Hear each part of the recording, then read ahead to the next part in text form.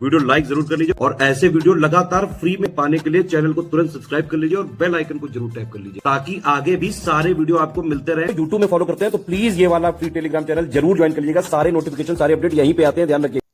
Hello friends, exam preparation में मैं प्रियंका आप सभी का स्वागत करती हूँ। यूपी पीसीएस 2024 प्री एग्ज़ाम के लिए हम लोग टॉप 1000 क्वेश्चन की सीरीज़ सॉल्व कर रहे हैं, जिसमें ज्योग्राफी के बाद मैं अब साइंस के क्वेश्चन सॉल्व करा रही हूँ। इससे पहले भी कुछ प्लेलिस्ट बनी हुई हैं जो मैंने आर के लिए कराई थी, वो भी आपके लिए इम्पॉर्टेंट है, तो इन क्लासेस के साथ आप वो प्लेलिस्ट भी फॉलो करते रहिए। तो जो भी बच्चे नहीं है चैनल पर उनकी जानकारी के लिए बता दूं, क्लास डेली रात को 9 बजे आती है। अगर आप यूपीपीएससी से रिलेटेड किसी भी एग्जाम की प्रिपरेशन कर रहे हैं तो जीएस सेक्शन दोपहर 1 बजे और उसके साथ साथ जीएस से रिलेटेड जो इंपॉर्टेंट प्रैक्टिस सेट है वो रात को 9 बजे वाली क्लास में मिलेंगे। तो दोनों की प्लेलिस्ट बनी हुई है, आप चैनल पर विजिट करेंगे आसानी से मिल जाएगी। चलिए आज के क्वेश्चन से स्टार्ट करते हैं। इस सेट में हम लोगों ने 85 क्वेश्चन सॉल्व कर लिए हैं और ये स्टेटमेंट वाइज क्वेश्चन है जैसे कि एग्जाम में पूछे जाते हैं और इन्हीं स्टेटमेंट के थ्रू मैं आप लोगों को एक एक टॉपिक कवर कराती जा रही हूँ। तो आज का जो पहला प्रश्न है 86 नंबर का, विद्युत धारा इनमें से कौन सा प्रभाव दिखाती है। पूछा गया इलेक्ट्रिक करंट कौन सा इफेक्ट शो करती है, जैसे कि पहला हीटिंग या फिर ऊष्मा प्रभाव, सेकेंड है चुंबकीय प्रभाव, थर्ड है परावर्तन प्रभाव और फोर्थ है रासायनिक प्रभाव। ये ऑप्शंस दिए गए हैं, इनके अनुसार उत्तर देना है और इसका राइट आंसर हो जाएगा ऑप्शन बी। देखिए जो इलेक्ट्रिक करंट है इसमें आप देखेंगे हीटिंग इफेक्ट दिखता है, सेकेंड है मैग्नेटिक इफेक्ट भी दिखेगा और केमिकल इफेक्ट दिखेगा, लेकिन रिफ्लेक्शन इफेक्ट नहीं दिखता है, इसलिए ऑप्शन बी राइट होगा। 87वां क्वेश्चन है, निम्नलिखित में से कौन सा उपकरण विद्युत प्रवाह का ताप प्रभाव दिखाता है। पहला है पानी गर्म करने का हीटर, सेकंड है गर्म प्लेटें, थर्ड है इलेक्ट्रिक प्रेस, फोर्थ है गीज़र, फिफ्थ है विद्युत केतली और सिक्स्थ है बाल सुखाने वाला यंत्र। अब इंग्लिश में भी देख लीजिए, which of the following appliances show the heating effect of electric current, और इसका राइट आंसर हो जाएगा ऑप्शन सी। ये सारे के सारे जो उपकरण हैं विद्युत प्रवाह का ताप प्रभाव दिखाते हैं। नेक्स्ट क्वेश्चन है, इलेक्ट्रिक फ्यूज़ या विद्युत फ्यूज़ में शॉर्ट सर्किट को रोकने के लिए इनमें से कौन सा गुण होना चाहिए। पहला है कम गलनांक, सेकंड है उच्च विशिष्ट ऊष्मा क्षमता। इनमें से बताइए कौन सा आंसर राइट होगा, और इसका सही उत्तर हो जाएगा कम गलनांक होना चाहिए, तो ऑप्शन ए राइट हो जाएगा। ठीक है, तो आपको याद रखना है इलेक्ट्रिक फ्यूज़ या फिर विद्युत फ्यूज़ में शॉर्ट सर्किट अगर होने से रोकना है तो कम गलनांक होना चाहिए, अर्थात लो मेल्टिंग पॉइंट होना चाहिए। 89वां क्वेश्चन है, निम्नलिखित कथनों पर विचार करें। पहला स्टेटमेंट है, जब विद्युत धारा तार से प्रवाहित होती है तो यह एक चुंबक की तरह व्यवहार करती है। सेकेंड स्टेटमेंट है, विद्युत घंटी विद्युत चुंबकत्व की अवधारणा का उपयोग करती है। अब बताना है जो ऊपर स्टेटमेंट दिए गए हैं इनमें से कौन से कथन सही दिए गए हैं। इसका राइट आंसर हो जाएगा ऑप्शन सी, दोनों ही स्टेटमेंट करेक्ट दिए गए हैं। अगला क्वेश्चन है, निम्नलिखित कथनों पर विचार कीजिए और बताइए कौन से स्टेटमेंट करेक्ट दिए गए हैं। पहला दिया गया है उत्तल लेंस, अर्थात इसको कॉन्वेक्स लेंस बोलते हैं। ठीक है, तो उत्तल लेंस डाइवर्ज या अपसार करता है, बाहर की ओर झुकता है, अर्थात जब प्रकाश आमतौर पर इस पर गिरता है इसलिए इसे डाइवर्जेंस लेंस या अपसारी लेंस कहा जाता है। सेकंड जो स्टेटमेंट है वो अवतल लेंस अर्थात कॉनकेव लेंस के बारे में दिया गया है। यह प्रकाश को परिवर्तित करता है और इसे अभिसारी लेंस भी कहा जाता है। बताइए कौन से स्टेटमेंट इसमें करेक्ट दिए गए हैं। इसका राइट आंसर होगा ऑप्शन डी, इनमें से कोई भी स्टेटमेंट सही नहीं है। क्यों? जो उत्तल लेंस होगा अर्थात जो कॉन्वेक्स लेंस होगा ये क्या करेगा, जब इस पर प्रकाश पड़ेगा तो ये परिवर्तित कर देता है, इसीलिए इसे अभिसरण लेंस कहा जाता है। अभिसरण का मतलब इसे कन्वर्जिंग लेंस कहा जाता है। तो कॉन्वेक्स लेंस कैसा होगा, कन्वर्जिंग लेंस होगा। दूसरी तरफ आप देखेंगे जो अवतल लेंस है अर्थात कॉनकेव लेंस है, ये क्या करता है, डाइवर्स करता है, इसलिए इसे डाइवर्जिंग लेंस बोलते हैं, मतलब बाहर की ओर झुकता है। अब आप देखेंगे इसमें जो ऑप्शंस हैं, ये जो स्टेटमेंट दिए गए थे ये अपोजिट दिए गए थे, इसीलिए गलत हो गए, अदरवाइज राइट हो जाते। 91वां क्वेश्चन है, इनमें से कौन सा एक समतल दर्पण द्वारा निर्मित छवियों के गुण हैं। पहला है वास्तविक अर्थात रियल, सेकंड है वस्तु के समान आकार की, थर्ड है इरेक्ट या फिर लंबवत और फोर्थ है उल्टा। बताइए कौन से ऑप्शंस करेक्ट दिए गए हैं, और इसका राइट आंसर हो जाएगा ऑप्शन सी, वस्तु के समान आकार का, इरेक्ट या फिर लंबवत और उल्टा, जबकि यहाँ पर वास्तविक छवि नहीं बनेगी, अर्थात जो इमेज बनेगी प्लेन मिरर में वो रियल नहीं होगी, आभासी होगी। बाकी सारे ऑप्शन सही दिए गए 2, 3, 4। ऑप्शन सी राइट है। नेक्स्ट क्वेश्चन है, इनमें से कौन स्पष्ट रूप से उत्तल दर्पण और उत्तल लेंस के बीच अंतर करता है?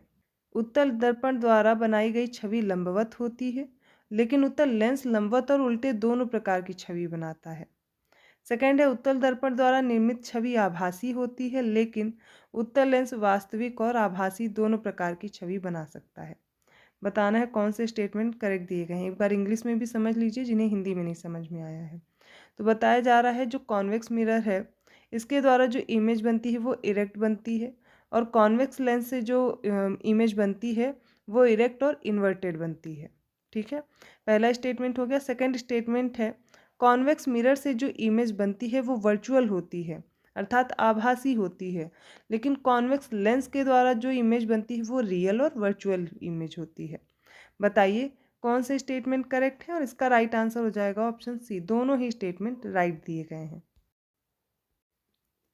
93rd क्वेश्चन है, वायरस या फिर विषाणु के बारे में कौन से कथन सही हैं ये बताना है।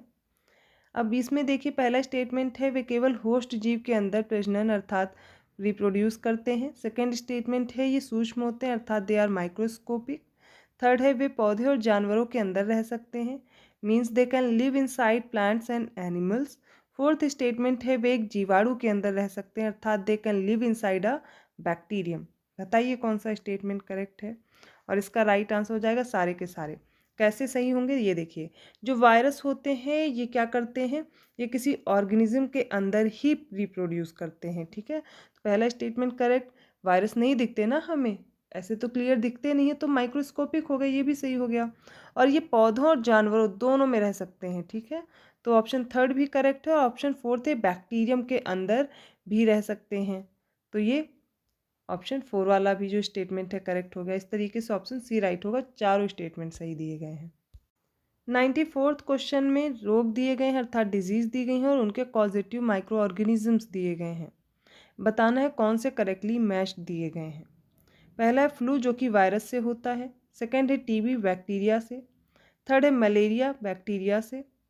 फोर्थ है चिकन पॉक्स वायरस से, और फिफ्थ है डिसेंट्री प्रोटोजोआ से, और सिक्स्थ है टाइफाइड, ये भी वायरस से दिया गया है। बताइए कौन सा स्टेटमेंट या कौन सा ऑप्शन करेक्ट होगा। इसका देखिए राइट आंसर हो जाएगा ऑप्शन बी 1, 2, 4, 5। फ्लू वायरस से होता है, टीबी बैक्टीरिया से होता है, ठीक है, मलेरिया जीवाणु से नहीं होता है, प्रोटोजोआ से होता है। ठीक, फोर्थ है चिकन पॉक्स, ये वायरस से होता है। फिफ्थ है डिसेंट्री प्रोटोजोआ से होता है, और टाइफॉइड ये होता है बैक्टीरिया से। ठीक है, साल्मोनेला टाइफीस का पॉजिटिव एजेंट है। तो बच्चे कौन से 1, 2, 4, 5 यही करेक्ट हो जाएंगे, ऑप्शन बी राइट है। 95th क्वेश्चन है, किस अनुप्रयोग में सूक्ष्म जीवों की भूमिका देखी जा सकती है। पहला है दही का बनाना, सेकंड है शराब का उत्पादन, थर्ड है नाइट्रोजन का यौगीकरण, और फोर्थ है दवाइयाँ बनाना। इसका राइट आंसर हो जाएगा option A making of curd, production of alcohol, fixation of nitrogen, making medicine. इन सारे के सारे ही प्रोसेस में आप देखेंगे बैक्टीरिया या फिर माइक्रो ऑर्गेनिजम्स की भूमिका होती है, तो ऑप्शन ए राइट हो जाएगा। 96th क्वेश्चन है, महत्वपूर्ण खोजों के बारे में करेक्ट ऑप्शन देख करके बताने हैं, दिए गए हैं। पहला स्टेटमेंट है लुई पास्चर ने फर्मेंटेशन अर्थात किण्वन की खोज की। सेकंड है अलेक्जेंडर फ्लेमिंग ने पेनिसिलिन की डिस्कवरी की। थर्ड है एडवर्ड जेनर, इन्होंने चेचक के टीके की खोज की। फोर्थ है रॉबर्ट कोर्च, इन्होंने एंथ्रेक्स बीमारी के लिए जो जिम्मेदार बैक्टीरिया है इसकी डिस्कवरी की। बताइए कौन सा आंसर राइट होगा, और सारे स्टेटमेंट करेक्ट हैं। ये डिस्कवरी इंपॉर्टेंट है, याद कर लीजिए, ऑप्शन सी राइट होगा। 97th क्वेश्चन है, मैं इसको इंग्लिश में पढ़ूंगी। विच ऑफ दीज इज और आर इनकरेक्ट अबाउट वैक्सीनेशन। तो वैक्सीनेशन प्रोसेस के बारे में पूछा गया है, कौन से स्टेटमेंट इनकरेक्ट है अर्थात गलत है।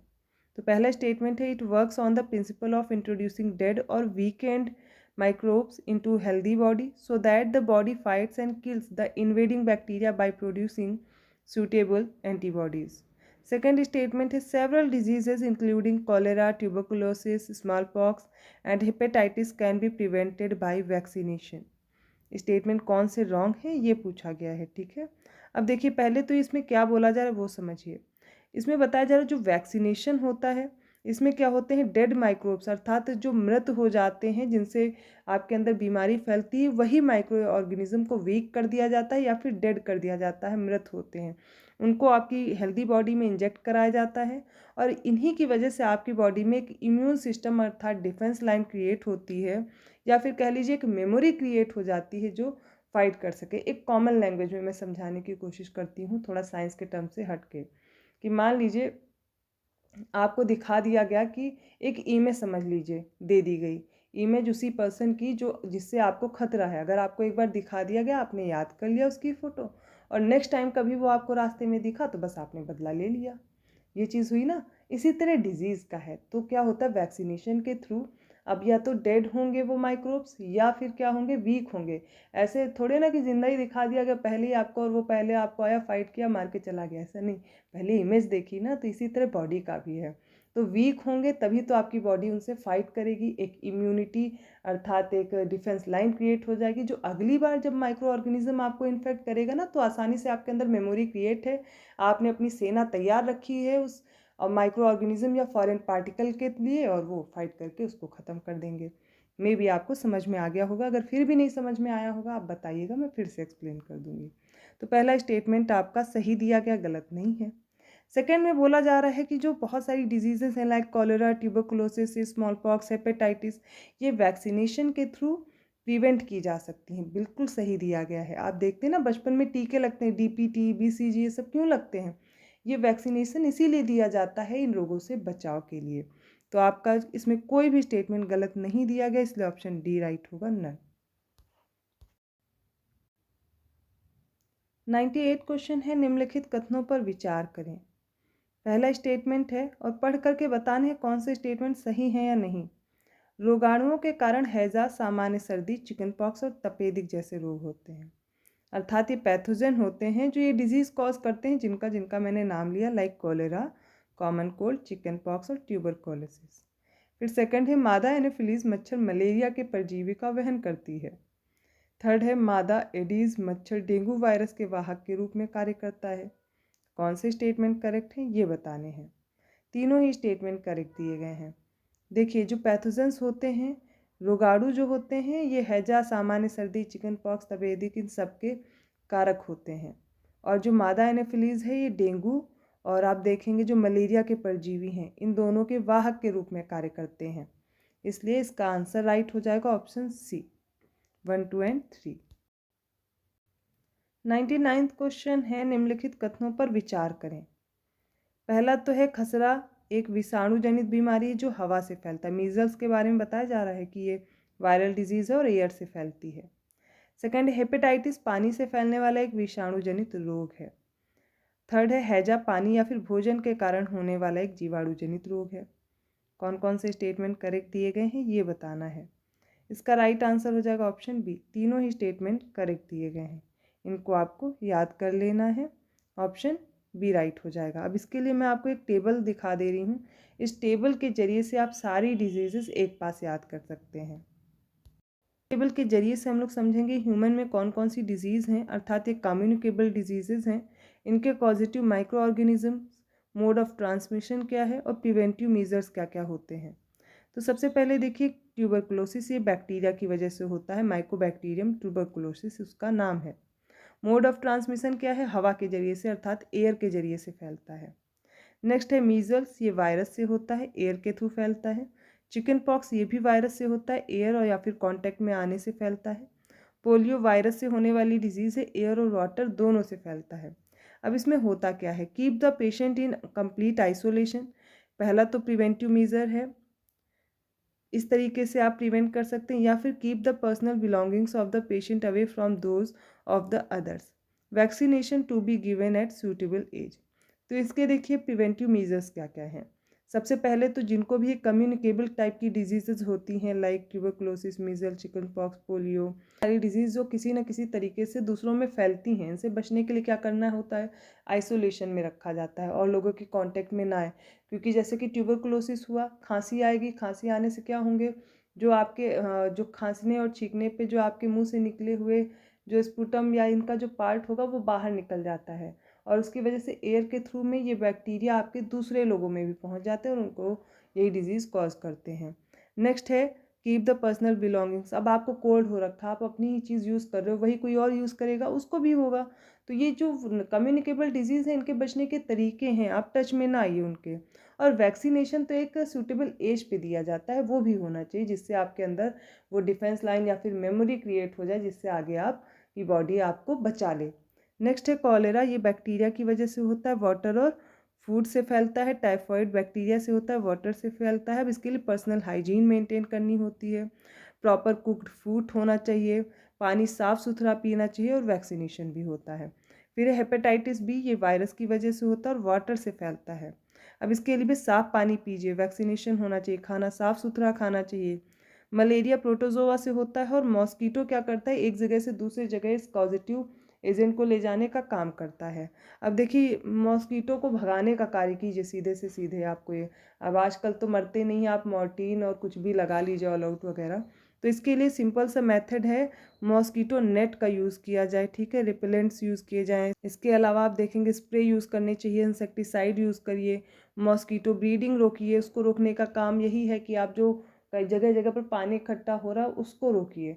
और ये ज़रूरी नहीं है जहाँ पर गंदा पानी वहीं पे मॉस्कीटो ब्रीडिंग कर पाएंगे, साफ पानी में भी ब्रीडिंग करते हैं। डेंगू वगैरह के मच्छर तो ऐसे ही फैलते हैं, डेंगू चिकनगुनिया ये सब सुना हुआ है ना। पहले देखिए नेशनल डीडी नेशनल, जिन्होंने भी देखा होगा पुराने टाइम पे, वहाँ पे ऐड भी देते थे ये अवेयरनेस प्रोग्राम। अभी तो बहुत कम ही देखने को मिलते हैं। तो ये टेबल आपके लिए बहुत इंपॉर्टेंट है, याद कर लीजिए पॉजिटिव एजेंट कौन कौन से हैं। और कभी भी साइंस के प्रश्न पूछे जाए ना यूपीपीएससी के एग्ज़ाम में, तो आप देखेंगे वहाँ पर डिजीज़ से क्वेश्चन जरूर होते हैं और ये विटामिन प्रोटीन्स इनकी डिफिशियंसी से होने वाले रोग। तो ये टेबल मैंने इसीलिए आपको कंप्लीट कराई है, ध्यान से देखिए और तैयार कर लीजिए। अगला प्रश्न है, इन कूटों के माध्यम से बताना है पौधों में होने वाले कौन से रोग सही ढंग से समझा पा रहे हैं, मतलब बताना है कौन से स्टेटमेंट करेक्ट है। पहला है गेहूं का कीट रोग, अर्थात आप देखेंगे रस्ट ऑफ व्हीट, ये एक कवक रोग है अर्थात फंगल डिजीज़ है। सेकेंड स्टेटमेंट है भिंडी या फिर इसको ओकरा भी बोलते हैं, इसका जो पीला शिरा है वो मोज़ैक बैक्टीरिया के कारण होता है अर्थात येलो वेन मोज़ैक जो डिजीज़ है। और पहली पूछी गई है रस्ट ऑफ व्हीट, इसके कॉजिंग एजेंट दिए गए हैं ये फंगल डिजीज़, और भिंडी में दिया गया है ये येलो वेन मोज़ैक डिजीज़ है। बताना है इसका कौन सा आंसर राइट हो जाएगा। इसमें आप देखेंगे पहला ही स्टेटमेंट केवल सही दिया गया है। क्यों? क्योंकि देखिए जो गेहूं में कीट रोग या फिर रस्ट ऑफ व्हीट होता है ये एक तरह की फंगल डिजीज़ है। नेक्स्ट जो भिंडी ओकरा में पीला सिरा जो दिया गया है अर्थात येलो वेन मोज़ैक, ये बताया जा रहा है बैक्टीरिया से होता है, ये गलत है, ये होता है वायरस से। किससे होता है? वायरस से, इसीलिए सेकेंड स्टेटमेंट गलत है। तो गेहूं में कौन सा रोग होता है? रस्ट ऑफ व्हीट, किसकी वजह से? फंगल डिजीज़ है। भिंडी या फिर ये ओकरा में होता है येलो वेन मोज़ैक डिजीज़, किसकी वजह से होगी? वायरस से होगी। बस इतना से याद रखना है। बैक्टीरिया से आप देखेंगे सिट्रस कैंकर होता है, एयर की वजह से फैलता है, ठीक है। तो राइट आंसर ऑप्शन ए हो जाएगा। अगला प्रश्न है, इनमें से कौन सी पद्धति भोजन के संरक्षण में सुधार कर सकता है? पहला है खाद्य तेल, सेकंड है नमक, थर्ड है सिरका, फोर्थ है चीनी और फिफ्थ है पॉस्चराइजेशन अर्थात पाश्चुरीकरण। पूछा जा रहा है फूड का प्रिजर्वेशन करना है तो कौन कौन से चीज़ें यूज़ की जा सकती हैं? Edible oil, salt, vinegar, sugar और पाश्चराइजेशन। आपने अचार बनते हुए घर में ज़रूर देखा होगा, वहाँ पे आप देखते हैं कि जब अचार बनाती हैं मम्मी लोग तो जार में क्या करती हैं, पहले तो जो भी आम का कोई भी अचार है उसमें देखेंगे आप तेल भर करके रख देती, सरसों का तेल, देखा है ना। तो एडिबल ऑयल होता है वो रखा, उसमें बहुत सारा नमक भी डाल दिया जाता है जिससे उसे काफ़ी लंबे समय तक प्रिजर्व किया जा सके, ख़राब ना हो। तो दोनों चीज़ हो गई। फिर देखिए सिरका भी डाला जाता है, ये भी प्रिजर्व करने के लिए यूज़ होता है, और चीनी भी यूज़ की जाती है, ठीक है। लेकिन पॉस्चराइजेशन आप लोग सोच रहे होंगे ये इसमें कहाँ से आ गया, तो देखिए पॉस्चराइजेशन दूध का होता है, दूध को प्रिजर्व करने के लिए, दूध जल्दी ना फटने पाए। आपने देखा होगा, अगर अभी तक नहीं देखा है तो आप जो मार्केट से पैकेट वाला दूध लाते हैं ना, उस पैकेट पे देखिएगा लिखा होता है पाश्चुरीकृत या फिर पॉस्चराइजेशन लिखा होता है, पॉस्चराइज्ड मिल्क लिखा होता है। क्यों? इस पे देखिए अचानक से आप देखेंगे दूध को 70 डिग्री सेंटीग्रेड पे गर्म करेंगे 15 से 30 सेकंड के लिए, फिर अचानक से इसको तुरंत ठंडा कर दिया जाता है, जिससे क्या होता है इसके अंदर जो माइक्रो ऑर्गेनिज्म या रोगाणु प्रेजेंट होते हैं वो बहुत ज़्यादा हीट देने पर और अचानक से तुरंत ठंडा कर देने पर वो मर जाते हैं। इसलिए ये आपको जो मिल्क मिलता है पॉस्चराइज्ड मिलता है, फटता नहीं है, आप गर्म करते हैं और लंबे समय तक आप प्रिजर्व कर पाते हैं। तो सारे के सारे ऑप्शंस इसमें सही दिए गए हैं और आंसर होगा आपका ऑप्शन बी। नेक्स्ट क्वेश्चन है, इनमें से कौन वायु से नाइट्रोजन स्थिर कर सकता है? पहला है बैक्टीरिया या फिर जीवाणु, सेकंड है वायरस या फिर विषाणु, थर्ड है नीला हरा शैवाल।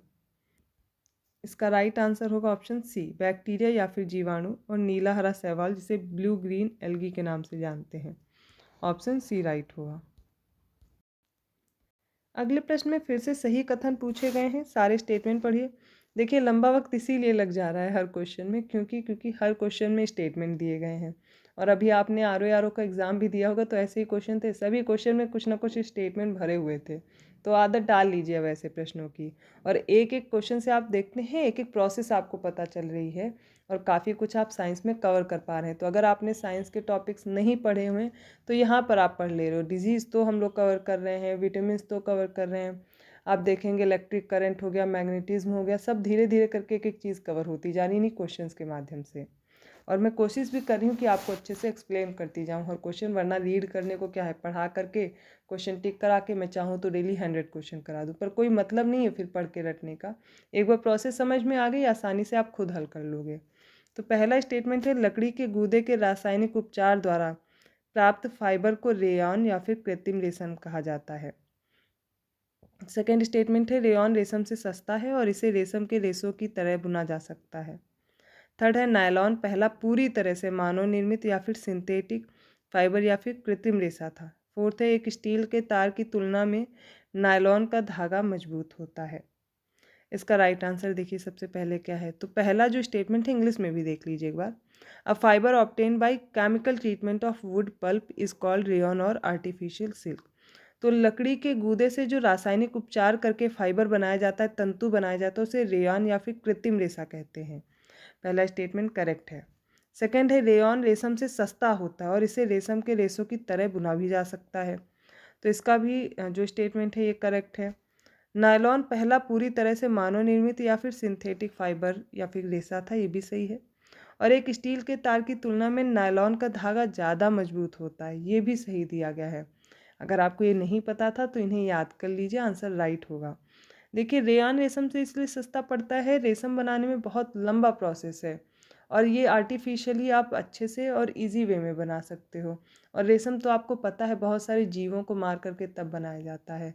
तो जब आपको आर्टिफिशियल रेशम मिल रहा है तो आप उसका यूज़ कीजिए, क्या ज़रूरत है इतनी ज़्यादा ये करने की। ये प्रोसेस जो होती है इसमें बहुत सारे आप देखते नहीं हैं कि कीड़ों को जला करके इनको बाला जाता है, फिर उनसे धागे निकाले जाते हैं। मुझे तो बहुत बुरा लगता है आप लोग को, लेकिन लोगों को सिल्क अच्छा लगता है, पहनते हैं। आपका जो भी राय है आप लोग मुझे कमेंट करके बता सकते हैं। चलिए आगे बढ़ते हैं। तो इसका राइट आंसर हो जाएगा ऑप्शन सी, सारे स्टेटमेंट सही दिए गए हैं।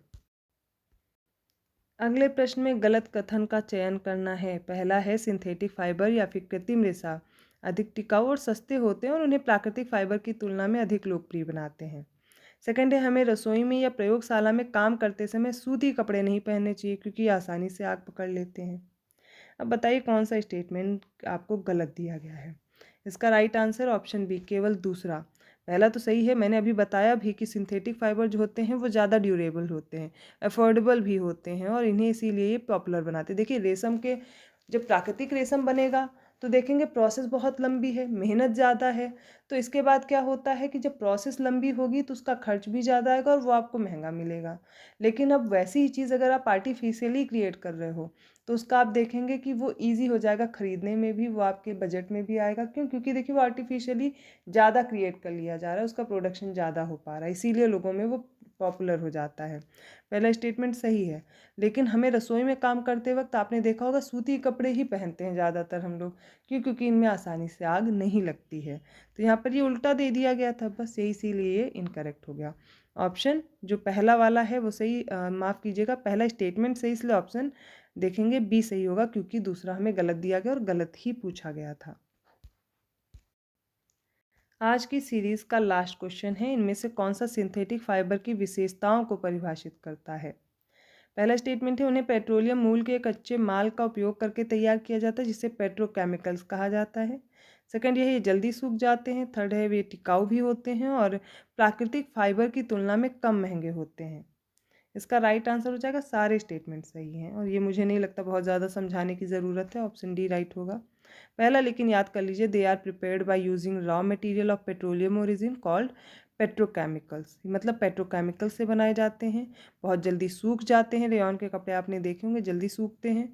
लंबे समय तक टिकाऊ होते हैं, ये भी याद रखिएगा। और ये कम महंगे होते हैं क्योंकि आर्टिफिशियली क्रिएट किए जाते हैं। तो ये हो गए साइंस के कुछ इंपॉर्टेंट क्वेश्चन। आई होप आपको ये क्वेश्चंस पसंद आए होंगे और आपका क्या स्कोर रहा आप चाहे तो कमेंट करके बता सकते हैं। ऐसे ही और क्वेश्चन के साथ मैं मिलती हूँ नेक्स्ट वीडियो में। आपको वीडियो को लाइक करना नहीं भूलना है, चैनल को सब्सक्राइब करना और लोगों को भी शेयर करते रहिए। मैं मिलती हूँ नेक्स्ट वीडियो में, तब तक के लिए धन्यवाद।